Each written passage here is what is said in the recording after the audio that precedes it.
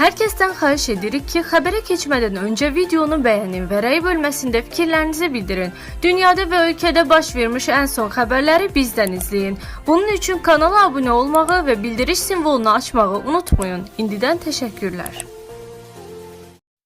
Türkiyənin Kahramanmaraş vilayətində məktəbə silahlı hücum edərək 9 nəfəri qətlə yetirən 8-ci sinif şagirdi İsa Aras Mersinli anası ilə bağlı istintaqda yeni detal ortaya çıxıb. Bu detallar sizi şoka salacaq.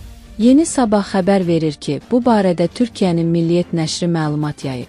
Məlumata görə hücumçunun müəllim işləyən anası Pınar Peyman Mersinli istintaq çərçivəsində məhkəmə qarşısına çıxarılıb. Məhkəmənin qərarı ilə o həbs edilib. Bildirilib ki, istintaq zamanı ananın övladının davranışları və psixoloji vəziyyəti ilə bağlı yetərli tədbirlər görmədiyi ehtimal olunur. Bu səbəbdən hüquq mühafizə orqanları tərəfindən məsuliyyətə cəlb edilməsi qərarı alınıb. Bu faciə Türkiyədə məktəblərdə təhlükəsizlik mövzusunu yenidən gündəmə gətirib.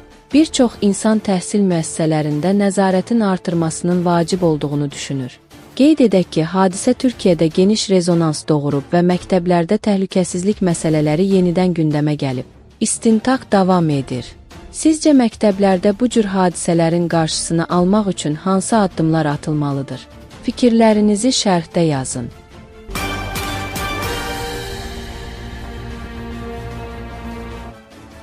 Salam dostlar, bugün Bakı metrosunda baş verən hadisə ilə bağlı vacib məlumat var. Aprelin 22-də metroda yaranmış texniki nasazlıq səbəbindən bəzi istiqamətlərində qatarların hərəkət intervalı dəyişdirilib. Xüsusilə günün sərnişin sıxlığı olan saatlarında 28 may Əhmədli xəttində qatarlar hər 2 dəqiqə 30 saniyədən bir hərəkət edəcək. Yeni Sabah xəbər verir ki, bu barədə Bakı metropoliteni QSÇ-dən məlumat verilib. Bildirilib ki, bugün saat 12:10-da Ulduz Nərimanov mənzilində aralıq kabelində baş vermiş qısaqapanma ilə əlaqədar operativ şəkildə həmin mənzilin bütün elektrik qida mənbələri, o cümlədən dartı yarımstansiyasında müvafiq araşdırmalar aparılıb. Qısaqapanma nəticəsində tüstülənmə müşahidə edildiyi və bununla əlaqədar operativ şəkildə təxirəsalınmaz tənzimləmə tədbirləri icra olunduğu diqqətə çatdırılıb.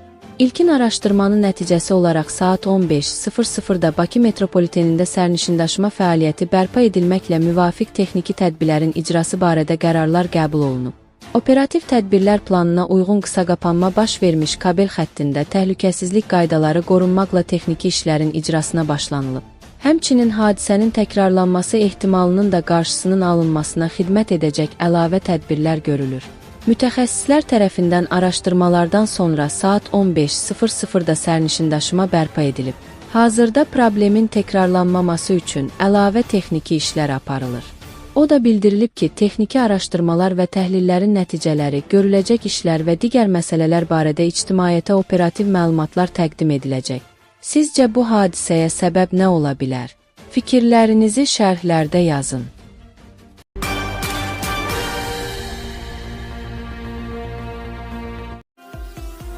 Hər kəsdən xahiş edirik ki, xəbərə keçmədən öncə videonu bəyənin və rəy bölməsində fikirlərinizi bildirin. Dünyada və ölkədə baş vermiş ən son xəbərləri bizdən izləyin. Bunun üçün kanala abunə olmağı və bildiriş simvolunu açmağı unutmayın. İndidən təşəkkürlər.